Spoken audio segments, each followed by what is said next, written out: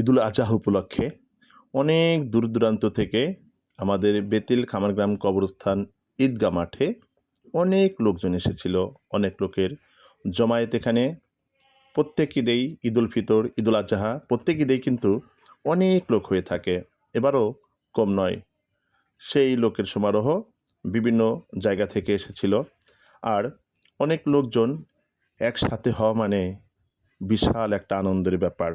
ছোটোখাটো অনেক ঈদগাহ মাঠ আছে, কিন্তু আমার কাছে আমাদের এই বেতিলগাঁয়ের ঈদগাহ মাঠটা সবচেয়ে ভালো লাগে। কারণ হচ্ছে এখানে ২-৪ এলাকার পরিচিত লোকজনরা এই ঈদের দিনের নামাজের উপলক্ষে সব একসাথে হয়।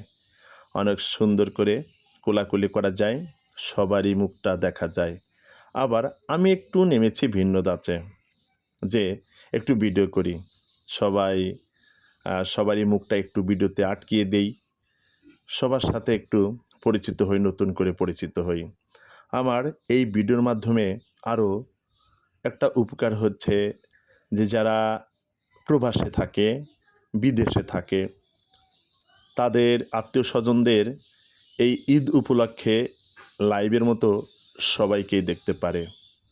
দেখবেন আপনারা এখানে যারা পরিচিত পরিজনরা আছে তাদেরকে অনেকেই দেখে চিনতে পারবেন এবং বুঝতে পারবেন যে আমাদের ওমর ফারুক স্যার সুন্দর করে ভিডিওগুলো তুলে ধরে।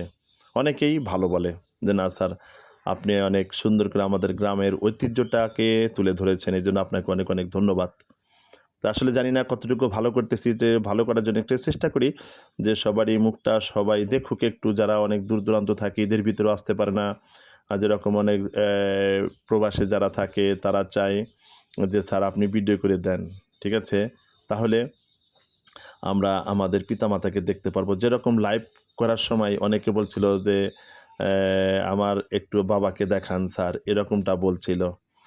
ঠিক আছে স্যার আমার বাবাকে দেখান, ও বলছিল আমার বাবাকে দেখান, এরকম বলছিল। আসলে তখন আমি ভিডিও করার ইয়েতে থাকলে ওইরকম কাছে কাছে গেলে হয়তো আবার বিরক্ত হতে পারে, যার কারণে একটু দূর দূরান্ত থেকেই আমি ভিডিওগুলো করে থাকি, যে সবাই যেন বিরক্ত আবার না হয়।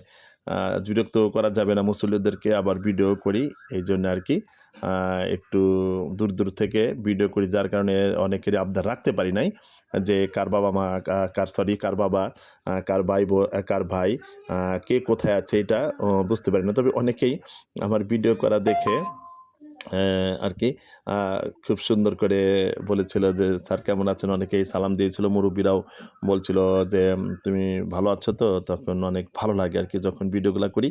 অনেকে তখন হাত নাড়িয়ে সুন্দর করে বলে যে স্যার আপনি ভালো আছেন তো, তখন আমি বলি হ্যাঁ ভালো আছি। এই যে আমাদের মফিজ ভাই খুব পরিচিত একটা লোক, ভিডিও করলেই ওদের মানে মফিজ ভাইয়েরও ভালো লাগছিল, আরও অনেকেরই ভালো লাগছিল। ভিডিও করা দেখে আসলে একটু ভালো লাগে যে জীবনের স্মৃতি হিসাবে সবাই একটু দেখতে পারে। যেরকম এই এই মাসুদ ভাই কিন্তু থাকেই থাকে এই ঈদগাহ নামাজে, ঈদের মাঠে, কিন্তু আজকে মাসুদ ভাই নেই। মাসুদ ভাইয়ের জন্য সবাই দোয়া করি। আমাদের সবাইকে তো যেতে হবে, কিন্তু মাসুদ ভাইয়ের কথাটা মনে পড়ে। রিসেন্টলি রোজার ঈদুল ফিতরে কিন্তু মাসুদ ভাইয়ের সাথে কাটাইছি, কিন্তু এবার কিন্তু মাসুদ ভাই নাই। মাসুদ ভাই থাকলে তো ভিডিও আরও প্রাণবন্ত হয়। মাসুদ ভাই আরও সুন্দর করে বলে ফারুক এই জায়গায় ভিডিও করো, এই জায়গায় ভিডিও করো, সবারই মুখটা ধরো। মাসুদ ভাই থাকলে আরও সুন্দর লাগে, কিন্তু মাসুদ ভাই আছে নেই আমাদের মাঝে। যাই হোক, আল্লাহ তাআলা যেন তাকে জান্নাতুল ফেরদৌস নসিব করে, ঠিক আছে, তার জন্য সবাই দোয়া করি। আর এই যে আমাদের বেতিল ঈদগাহ মাঠটা কত লোকের সমাগম দেখেন, আমি একদম পিছন পর্যন্ত দেখিয়েছি, আর সবারই মুখটা একটু তুলে ধরার চেষ্টা করেছি। অনেকেই আর কি ভিডিও করা দেখে একটু হাসি মাখা মুখ আনে যে ফারুক স্যার ভিডিও করতেছে। যাই হোক, এখন মোটামুটি পরিচিত হয়ে গেছি ভিডিও ম্যান হিসেবে, যে সবাই জানে যে ফারুক স্যার মানে আমাদের আর কি ভিডিও করবেই, এরকমটা সবাই ভাবে। আমি আর আগে লজ্জা পাইতাম, এখন আর ভিডিও করতে লজ্জা পাই না, কথা বলতে লজ্জা পাই না, সবার সামনে কথা বলি। সবাই মেনে নিয়েছে আমাকে যে আমাদের ফারুক স্যার এরকম করবেই, আমরা ফারুক স্যারকে মেনে নিলাম, ঠিক আছে। এই জন্যে আর ওনারাও বিরক্ত বোধ করে না, যে ফারুক স্যার মানেই তো ভিডিও করবেই, এটাই স্বাভাবিক হয়ে গেছে। কিন্তু আর প্রথমে লজ্জা পাইতাম, কিন্তু এখন আর ভিডিও করতে লজ্জা পাই না। সবারই সম্মুখে এই কথা বলি, অনেকের সাথে আর কি পরিচিত হই।